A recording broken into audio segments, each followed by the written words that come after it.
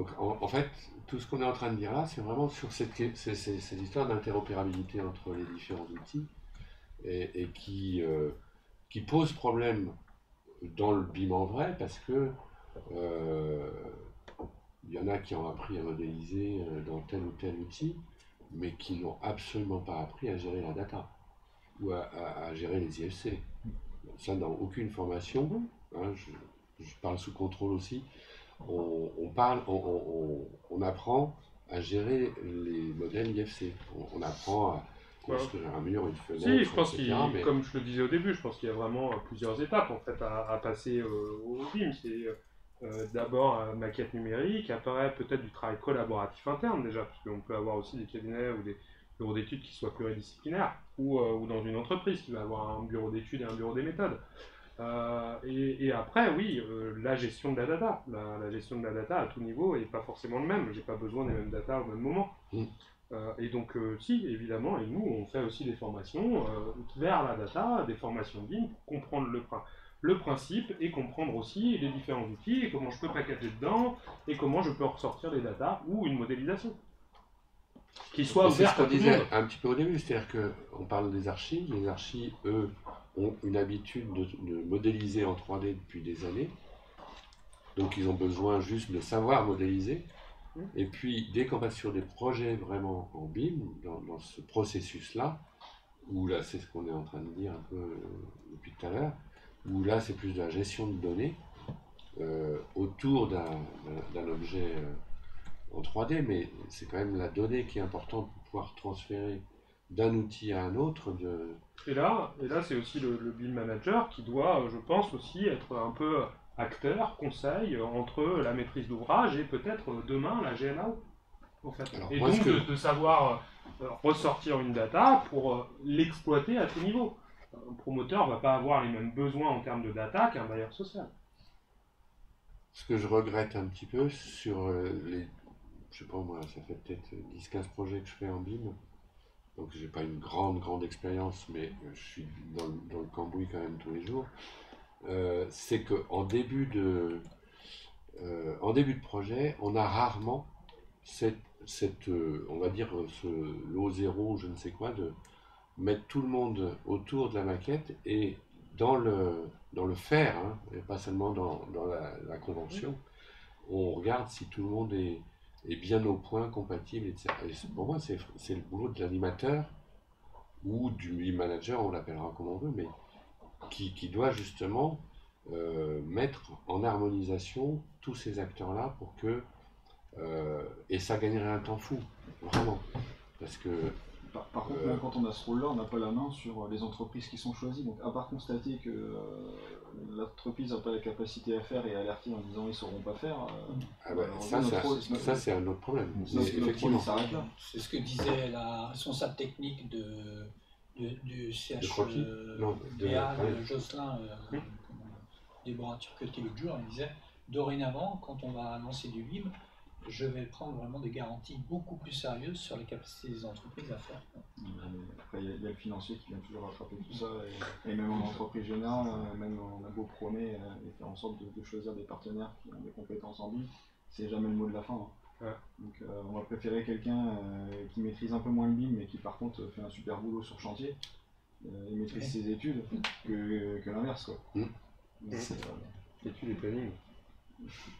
C'est là où il y a beaucoup de questions de maître d'ouvrage. Moi j'ai souvent des questions de maître d'ouvrage sur à qui on impose de faire du livre et comment on fait pour avoir un DOE à la fin qui soit complet. Et en fait on se rend compte que beaucoup aujourd'hui, sur tout ce qui est lots architecturaux, on arrête de demander de la modélisation aux entreprises et on demande à l'architecte de garder sa maquette 3D à jour et ensuite aux entreprises de remplir des bases de données Excel là, pour faire la liaison avec la maquette architecte. Et moi sur des projets au démarrage, j'ai des projets où il y avait 24 lots en modélisation, dont les aménagements extérieurs par exemple. Quelqu'un qui va planter de la pelouse et 3 Angers, si j'ai bien compris, c'est ce qu'ils veulent faire. C'est ça. Hein, ils veulent supprimer la maquette archi au DOE. Si on va jusqu'au bout. c'est plus compliqué que ça. Je sais pas si on peut le dire comme ça. Mais c'est un peu l'idée. Ouais. Ils demandent à chaque entreprise quasiment de modéliser. Dans ces cas-là, l'archi prend les prestats de modélisation. Mais de toute façon, aujourd'hui, on bosse sur des... Bon, si on bosse sur Vite, on a quoi le faire. On bosse sur un logiciel anglo-saxon. Ils ont une méthode anglo-saxonne qui est de dire que le bureau d'études fait son étude et que l'entreprise exécute. Et donc l'entreprise n'a pas à modéliser puisqu'elle ne fait qu'exécuter ce qu'on lui a demandé d'exécuter. Le modèle français est un peu différent où on va avoir un concepteur qui va concevoir quelque chose et une entreprise qui va faire une étude d'exécution à partir de cette conception. Et avoir un outil anglo-saxon qui est fait pour faire de l'exécution dans un système où on est différent, c'est là où on a des liaisons qui sont un peu compliquées. Donc il y a aussi peut-être une question de est-ce que la loi MOP est toujours adaptée à faire comme on fait aujourd'hui, mais ça fait longtemps qu'on dit ça. On ne met pas de sujets qui vont mais c'est le... Mais enfin, on travaille avec des systèmes anglo-saxons, donc pour avoir travaillé en Suisse, c'est l'entreprise, on lui donne les plans, on lui donne la maquette, on lui dit faites ça. Bon. Voilà. Nous, on fait en sorte que la maquette soit propre et qu'elle ait toute la donnée qui est demandée par le maître d'ouvrage, vous l'exécutez. C'est une autre méthode. Il y a moins d'intervenants, il y a moins de complications. Plus d'obligation, moins d'incitation. C'est ça. Mais moi, ça fait 2-3 projets que je vois où tous les lots, on leur demande de fournir une maquette, y compris les sols, etc. Il y a beaucoup de maîtres d'ouvrage qui commencent par faire ça, qui font un projet, ça marche pas bien, 2 projets, ça marche pas bien, qui ensuite réfléchissent un peu plus en la ville de Rennes fait ça. Hein. C'est pas un petit maître d'ouvrage. De quoi? Ils font quoi, pardon? Ils demandent, moi je suis sur un projet d'école, là, ils demandent à tous les lots de fournir une maquette. Ouais. Après, c'est pas exactement tous les lots, souvent, à la ville de Rennes, oui, mais la majorité. Oui, d'accord. Mais la peinture, c'est une PSE, et pour avoir fait 2 projets avec la ville de Rennes, les 2 peintres ont pris la PSE. Ouais. Et là, on se pose des questions. Comment on fait? C'est vrai que c'est un sujet qui revient souvent. Pour avancer un petit peu, là, on parle d'IFC, de normalisation, etc. Excuse-moi, juste avant d'avancer, il y a le chat des commentaires sur le live qui bougent bien aussi. Pas mal de questions, c'est intéressant, notamment sur, ça parle de réglementation. Quand on réglemente, on transforme une opportunité en une contrainte. La RT 2012 est un exemple. Vérifier le taux de conformité RT, le sport est de contourner ou comment tricher sans être détecté. On dit que Revit n'est qu'un outil de production. Et la réglementation... Pardon ? N'est qu'un outil. Ouais, je pense que ça doit être, ou n'est pas, on ne sait pas. On demandera au chat de faire attention à la frappe. Donc oui, il y a beaucoup de réactions. Il y a beaucoup de réactions. La correction, c'est n'est qu'un outil de production. Sinon, le bien, c'est que c'est des gens qui vont venir la prochaine fois. C'est ça, c'est ça. Ou peut-être Dominique, il y a une ligne téléphonique ici pour prendre des appels. Standard. Donc ouais, effectivement... Non, Bob, ça se mérite. Il faut faire l'effort de venir physiquement rencontrer les gens. Ouais, si on passe au Bob 2.0, on peut quand même lire les commentaires du chat qui se posent pas mal de questions effectivement sur la réglementation. Et dans ce cas, ce qu'il disait, c'est voilà, plus on va réglementer, plus ça va contraindre aussi à rentrer dans certaines cases. Il ne faut pas avoir peur de la contrainte, c'est aussi dans la contrainte qu'on est créatif. Enfin, je pense que d'avoir un monde sans contrainte, en pensant que c'est ça la liberté, c'est un leurre. Enfin, ça, c'est un point de vue personnel. C'est aussi dans la contrainte qu'on peut être créatif. Et par contre, la contrainte permet à ce que ça cadre un petit peu les choses. Et en l'occurrence, c'est un peu ce qu'on entend là depuis ce matin, c'est que c'est soit la loi du marché qui va faire émerger. Mais on sait bien ce que c'est la loi du marché, c'est celle qui nous a amené aussi dans des impasses. Hein. Donc peut-être qu'il faut aussi un petit peu de cadre, un petit peu de réglementation pour que tout le monde s'aligne et que les éditeurs, les entreprises, les archis, etc. sachent dans quel cadre ils jouent, quoi, pour que ça puisse matcher un peu. Le problème, c'est que tout à l'heure, on disait il faudrait créer une plateforme dans laquelle on vient renseigner des cases. Et si je comprends à peu près ce que dit le chat, c'est que le fait de renseigner des cases, ça va permettre aux gens, comme pour la RT 2012, de savoir exactement ce qu'il faut mettre dans ces cases-là, et donc dans ce cas-là de tricher et de faire du rabais. Alors que là, vu qu'on reste avec l'IFC assez ouvert sur ce qu'on vient renseigner dedans, après l'information justement elle peut être traitée correctement plutôt que d'être verrouillée dans quelque chose de très figé. Non, j'entends bien.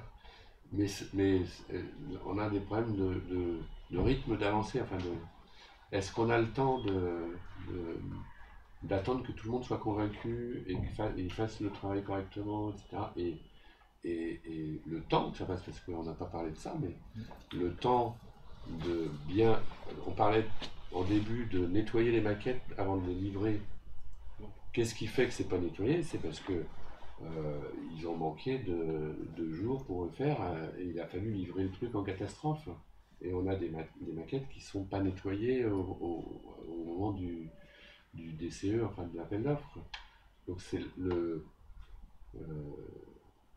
ce temps-là, il va falloir le compter à un endroit ou à un autre, à un bout ou à un autre, que ce soit... Parce que si on ne prend pas le temps d'aller étudier, de regarder, de faire tout ça, de se former, parce que s'il y a une contrainte, par exemple réglementaire, on le voit bien sur la thermique, à partir du moment où il y a une contrainte, tout le monde va se former. S'il n'y avait pas de contrainte, il y en a combien de bureaux d'études qui s'intéresseraient au cycle de vie des matériaux? Le chat dit, regardons le secteur automobile, les industriels ne sont pas réglementés. Effectivement, ni les automobiles, ni l'aviation, ni quoi que ce soit. Si, ils sont les normes à respecter. C'est hyper réglementé. Ils font payer le consommateur sur les émissions de CO2 des véhicules quand même. Exactement. C'est une incitation, c'est pas une obligation, ils ont le droit de faire ce qu'ils veulent, mais ils vendront plus de voitures. Non, ils ne sont pas obligés. C'est plus une incitation. Ils ont des obligations, les constructeurs, par rapport au taux de CO2. De recyclage aussi de leurs matériaux. C'est pas la jungle, ils sont obligés de faire... Je pense que c'est en contrainte. Ils ont des outils qui vont s'apparenter, qui vont s'appeler plutôt des PLM, des Product Life Management. Donc ça veut clairement dire qu'ils sont déjà dans le recyclage et dans les allers-retours entre l'atelier et le bureau d'études.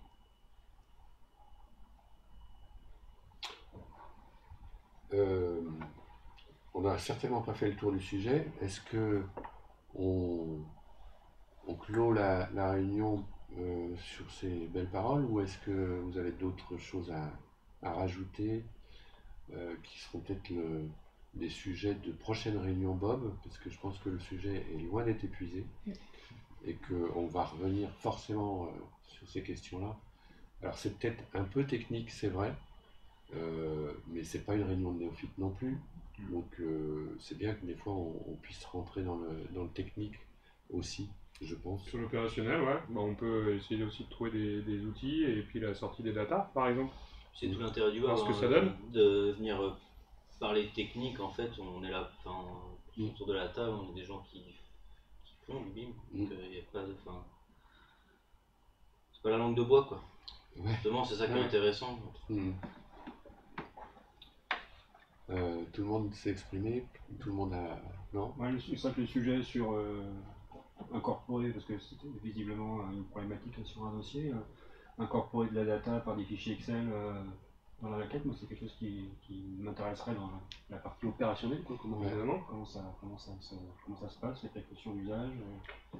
Alors à ce sujet, pour revenir au mystère de la Porte Rouge et de notre archi là, qui a fait toutes ces entrées à renseigner, parce que c'était aussi pour pouvoir fournir au menuisier un fichier Excel dans lequel il va pouvoir rentrer toutes les données qu'on a vues ici, là, la liste de toutes les données qu'il y a là, qui caractérise une porte, de sortir un Excel, de l'envoyer au menuisier pour qu'il puisse remplir les cases. Sauf qu'il y a, je sais pas moi, il y a 300 ou 400 portes, voire plus, dans un bâtiment comme ça. Et si tu multiplies par le nombre d'entrées, ça fait un fichier Excel pas possible. Il n'y a pas 300 ou 400 portes différentes. Non, mais il faut quand même remplir toutes les cases, même si parce qu'il faut que chaque porte soit renseignée.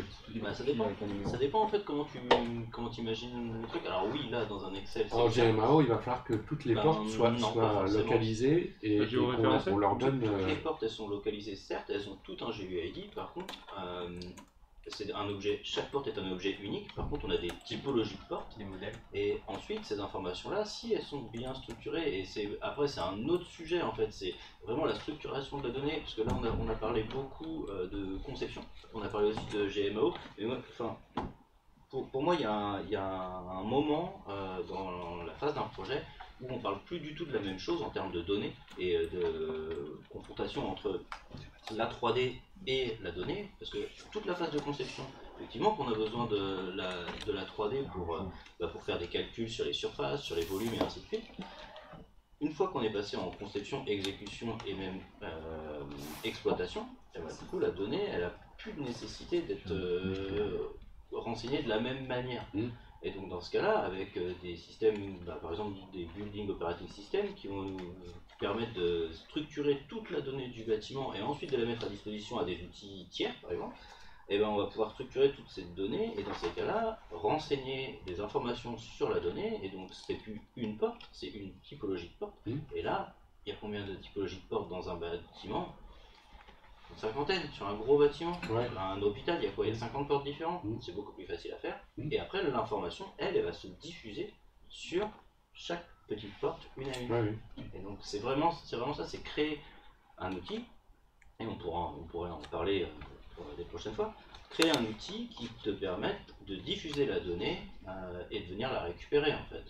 Qui va synthétiser, en fait, toute la donnée d'un bâtiment, voire d'un parc immobilier. Et on fait un au centre pénitentiaire. Et là, de ce que tu dis, c'est qu'on diffuse de la donnée au niveau objet et pas au niveau occurrence.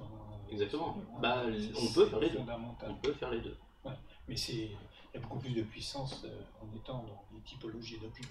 C'est ça. Mais là, on part sur des bases de données, sur quelque chose que aujourd'hui on a gratté un petit peu la couche de tiens, la donnée elle est où et comment on la traite. Mais en fait, ça existe déjà depuis longtemps, et les bases de données, les temps que le BIM s'y intéresse. Je pense. Après, si on rajoute un accès avec un pass sur la porte, qu'est-ce qui se passe? Pas de problème, c'est juste une donnée en plus. Mais là, il va bien falloir la géolocaliser, parce qu'à un moment, tu changes de bureau. Mais le BIM est nécessaire, ou peut être nécessaire. La data peut géolocaliser aussi. Parce qu'une fois que tu as ton GUID, et que tout tourne autour du GUID, et bah, tu sais où est-ce qu'il est ton objet dans la maquette. Donc à n'importe quel moment, tu dis tiens, là je viens biper ce lecteur de badge qui va m'ouvrir cette porte-là. Le lecteur de badge il est relié à cette porte-là qui a un GUID qui me dit qu'elle est là dans la maquette, donc je sais que je suis là dans la maquette et que cette porte vient de s'ouvrir. Et qu'on est en dehors des horaires de travail, et paf, cambriolage. Aussi, ce que tu disais sans doute, c'est qu'on a une porte qui n'a pas de lecteur, et puis à un moment on en met un. Du coup, en fait, par exemple, est-ce que ça pourrait être, cette information pourrait-elle être mise dans la maquette par la personne qui pose le lecteur de badge sur la porte? Oui. Oui, mais ça ira même plus loin. Sans avoir rien à faire. Je parlais même pas que de la porte forcément. Je parlais même pas que de la porte forcément, mais que aujourd'hui, moi j'ai vu des maîtrises d'ouvrage mettre un nom, un prénom sur la table, le bureau, la chaise. Voilà, et si je le déplace de bureau, ça doit changer, ça devrait demain, en tout cas dans le smart building, changer aussi son accès à cette porte. Et ça, on presque en temps réel. Dans la maquette, ça n'a aucun sens. Non. Par contre, dans une base de données, excuse-moi, on échange de place, c'est foutu. Faut rappeler le gars qui a fait la maquette. Pas si la data suit l'information et est bidirectionnelle entre la maquette et la data. Mais pourquoi tu veux la mettre dans la maquette dans ce cas? Pour une question de... Elle peut très bien vivre autour. Et je sais pas, il faut... Et si demain tu veux regarde faire un siège social d'une banque, tu n'as pas intérêt à appliquer 1 mètre carré au financement ou au recouvrement, je veux te dire, ça va vite. Je suis d'accord. Je suis d'accord avec toi, mais l'information, elle pourrait très bien être autour de la maquette. Et à un instant T, tu dis, je veux un export aujourd'hui, au 1er janvier, comment sont répartis mes mètres carrés? Tu analyses ta maquette, tu la gardes, tu l'archives, enfin, tu fais ce que tu veux avec, mais elle n'a pas de raison d'être vraiment tout le temps... parce que ça coûte aussi, il ne faut pas oublier le coût de la data. La multiplier, venir... on est d'accord, ça, Parce qu'il y a un autre problème, c'est à chaque fois que tu recrées un IFC, aujourd'hui, bah, c'est des révisions. Quand tu mènes un projet sur des projets chez Legendre, il y a combien de révisions par maquette? Et fois 300 mégas, ça en fait de la data. Non, mais puis on regarde Legendre, je pense qu'ils se sont organisés au fur et à mesure du temps pour gagner du temps justement sur tout ça. Non. On met à jour. Ouais. Avant de clore, est-ce qu'on peut avoir l'avis peut-être d'un architecte sur toutes ces questions-là que vous gérez depuis un petit moment, parce que je pense que vous êtes un peu avancé sur... On a avancé, l'équipe que je représente a avancé avance sur des sujets, et c'est intéressant ce que vous dites, est-ce que la donnée on la met dans la maquette ou pas? On cherche nous à fusionner les choses en amont pour la partie économie et CCTP, avec BIM Office, et de coupler les deux. Et après, c'est la place dans les métiers de l'architecte, dans tout notre panel de métiers. On se dit moi je me dis qu'il faut falloir qu'on ait quelqu'un un BIM manager interne qui fasse le lien avec tous les différents partenaires pour dialoguer, pour faire la compatibilité de la maquette. Enfin, ça devient un travail vraiment spécifique de la gestion de la maquette, au-delà du dessin, d'être spécialisé en conception, d'être spécialisé en pro DCE, mais il y a aussi toute la partie gestion, contrôle de la maquette et harmonisation entre les différents archives d'une même agence, centraliser ça. Donc il y a aussi l'évolution, ce métier-là en plus qui vient se greffer à nos métiers, et voilà, qui est vraiment une réflexion, comment passer le cap. D'intégrer dans l'équipe quelqu'un qui soit vraiment dédié à la gestion de la maquette, à la gestion et au partage et au nettoyage, la notion de nettoyage après. Où commence le nettoyage? Qu'est-ce qu'on garde, qu'est-ce qu'on jette? Au niveau marché ou pas, ou déjà avant, dans les différentes étapes.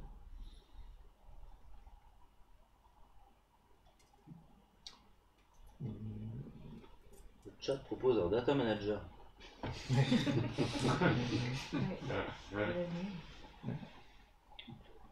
Mais le data manager n'est pas là pour faire du nettoyage.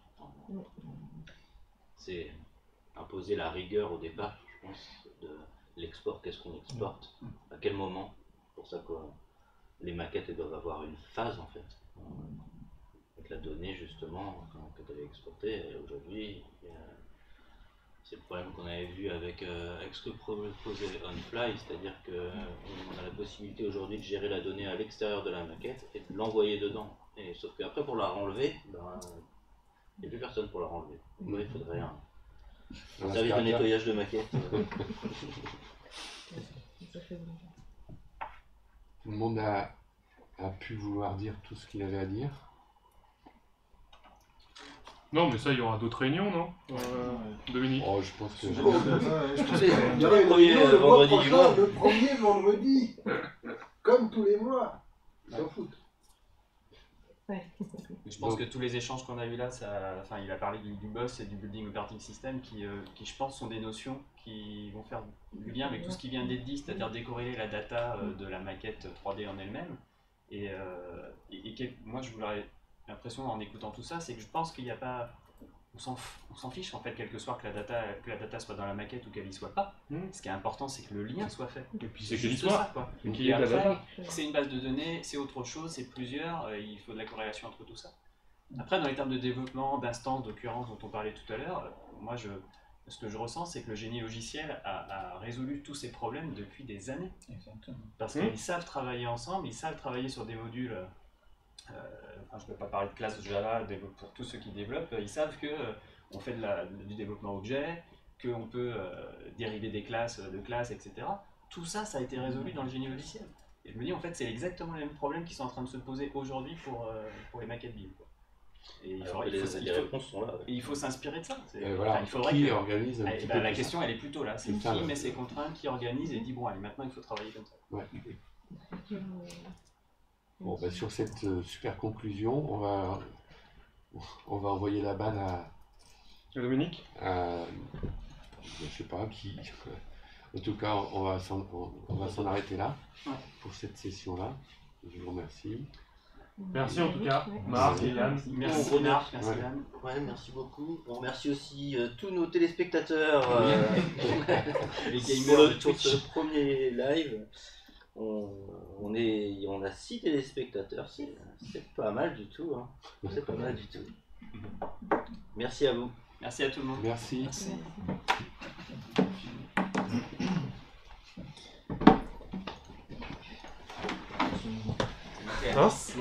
C'est monté à 10 en téléspectateurs. Ah ouais, point à 10. Ça sent le trophée 10.